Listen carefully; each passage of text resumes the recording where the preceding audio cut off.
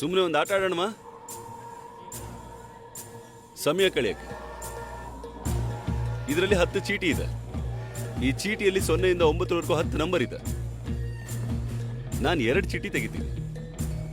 ನಾನು ಯಾವ ನಂಬರ್ ತೆಗೆದಿದ್ದೀನಿ ಅಂತ ಕರೆಕ್ಟಾಗಿ ಹೇಳಿದವ್ರಿಗೆ ರೂಪಾಯಿಗೆ 8 ರೂಪಾಯಿ ಕೊಡ್ತೀನಿ.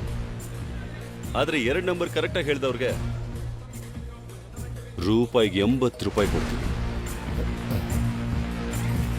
ಏನೋ 1 ರೂಪಾಯಿಗೆ 8 ರೂಪಾಯಿ ಕೊಡ್ತೀಯಾ? 2 ನಂಬರ್ ಕರೆಕ್ಟಾಗಿ ಹೇಳಿದ್ರು 80 ಕೊಡ್ತೀಯಾ?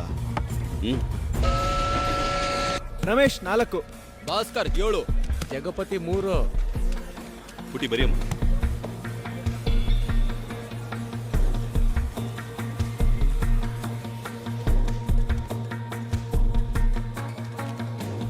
7.